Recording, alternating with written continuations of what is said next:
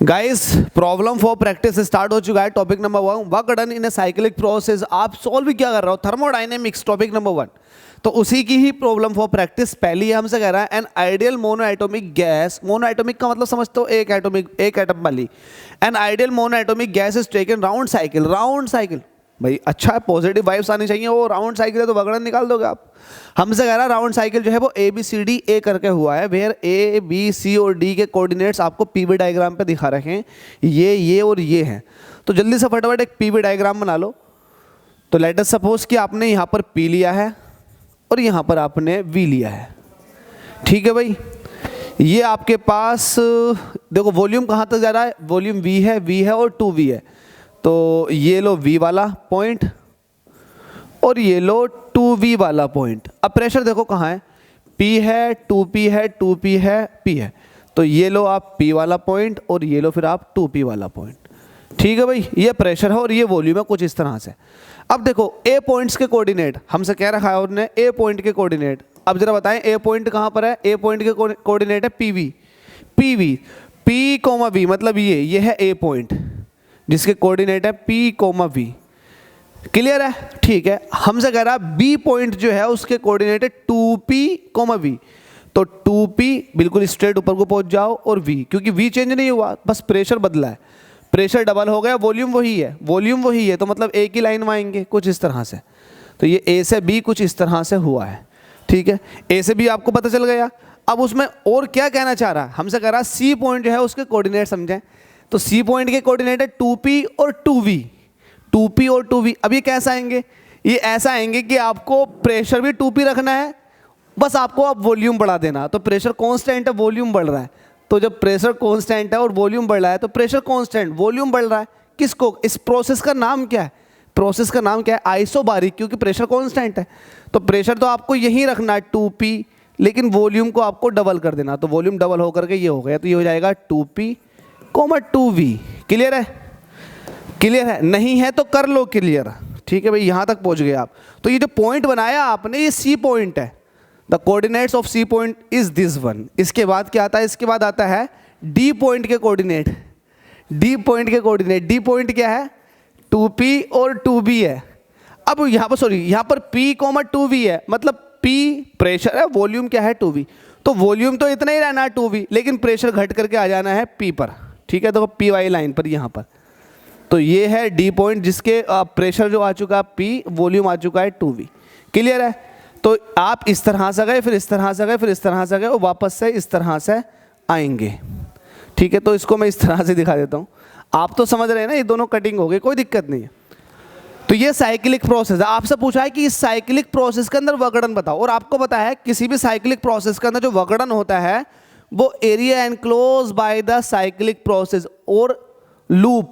इस लूप ने जो एरिया घेर रखा है वही किसके बराबर होगा? वही होगा साइक्लिक प्रोसेस के अंदर वर्क डन के बराबर। एक बात और, ये साइक्लिक प्रोसेस जो है क्लॉकवाइज है। अब क्लॉकवाइज जब साइक्लिक प्रोसेस होता है तो इसका मतलब ये होता है कि आपको सिस्टम ने वर्क दिया है। इट मीन्स ये पॉजिटिव लिया जाता है क्योंकि सिस्टम वर्क करता है हम पर, ठीक है। तो हम देखेंगे, हमसे डायरेक्ट पूछ रहा है, लिखेंगे सॉल्यूशन। तो हम कहेंगे, क्या कहेंगे? वर्क डन, हमसे जो पूछा वो बताएंगे work done in cyclic process. वो क्या होगा? साइक्लिक प्रोसेस क्या है? आपको पता है ABCD, ये साइक्लिक प्रोसेस है। इसमें वर्क डन निकाल लो आप। अब वर्क डन कैसा होता? एरिया ऑफ द लूप, जो लूप बना है उसका एरिया, बस बात खत्म। ये एरिया ऑफ द साइकिल, इसको साइकिल भी बोलते। तो आप ये एरिया फाइंड आउट कर लो, आपका काम तमाम। ये वाला एरिया ये फाइंड आउट कर लो, हैचिंग वाला पार्ट। अब ये क्या दिखाई दे रहा है आपको? रेक्टेंगल, स्क्वायर, जो भी है आपके पास, ये एक तरह का रेक्टेंगल है। रेक्टेंगल स्क्वायर, या तो रेक्टेंगल ले लो या स्क्वायर ले लो। स्क्वायर वो होता है जिसकी हर साइड इक्वल होती है, रेक्टेंगल की साइड इक्वल नहीं होती है, लेकिन दोनों में ही लेंथ इनटू ब्रेड्थ करते हैं। तो आपको P की मल्टीप्लाई कर देनी है V के साथ, मतलब जो भी आएगा वो देख लेते हैं। तो आप कहेंगे जो वर्क डन है इन साइक्लिक प्रोसेस, पहली बात तो ये क्लॉकवाइज है, इट मीन्स ये पॉजिटिव होगा, ठीक है। अब आपको इसका एरिया निकालने के लिए आपको AB की मल्टीप्लाई कर देनी है, किसके साथ? AB की मल्टीप्लाई कर देनी है BC के साथ। आंख बंद करके जरा करें मल्टीप्लाई। जरा मुझे बताएं AB कितना है? A से B तक, ये कितना है? अब आप कहोगे कि यार ये 2p है, तो 2p तो यहाँ से है और ये p है, तो 2p में से जब p निकाल देंगे तो ये सिर्फ इतना हिस्सा बचेगा। देखो 2p में से p निकाल दो, 2p में से p निकाल दिया तो ये बचा, ये p है। इसका मतलब ये भी p था और इतना भी p था, तभी तो p और p 2p निकल कर आया, तो ये हिस्सा p है सिर्फ। ठीक है, ab की वैल्यू p आ गई। अब देखो इसको bc b वाला पॉइंट जो है ये है v वॉल्यूम पर और c वाला पॉइंट जो है ये 2v वॉल्यूम पर है। लेकिन हमें इतना बताना है, तो मुझे बताओ v से 2v तक कितना हुआ, ये v हुआ। वरना आप ऐसे भी कह सकते हो 2v माइनस v, तो आप इसको कह दोगे 2v माइनस v। ठीक है, तो ये ऐसे रहेगा p और ये आ जाएगा v।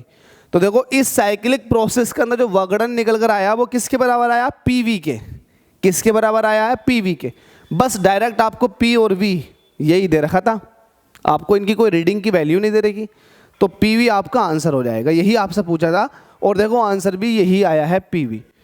तो आई होप समझ में आ गया होगा, इतना कुछ टफ नहीं है। लेकिन मुझे इतना ज़रूर पता है कि अगर आप ऐसे क्वेश्चन बार बार लगा रहे होंगे तो कहीं ना कहीं जो गर्दो गुबार आपके माइंड पर छपी हुई है वो धुल रही होगी और चीज़ें एकदम अच्छे से क्लियर हो रही होंगी। देखो आज के दौर में आप ट्यूशन पढ़ते हो, क्लास में पढ़ते हो, आपके पास फुर्सत ही नहीं है कि आप ऑनलाइन आकर के ऐसे प्लेटफॉर्म पर आकर के अपने क्वेश्चन सॉल्व करो। लेकिन जो बच्चा यहाँ तक आ गया तो मैं इतना मानता हूँ कि यार वो बच्चा बहुत फिक्रमंद है और उसे चिंता है अपने फ्यूचर की, चिंता है उसे अपने रिजल्ट की, इसलिए वो ये क्वेश्चन देख रहा है। और मैं ऐसे बच्चों का धन्यवाद करता हूँ कि उन्हें अपनी चिंता है भाई कि सिलेबस कंप्लीट करना है अच्छे से, क्योंकि नीट देना या फिर IIT देना। तो भाई लगे रहो, गुड लक आप लोगों के लिए, इसी तरह से मेहनत करते रहिएगा। मुझे ऐसे बच्चे बहुत पसंद हैं। Thank you so much.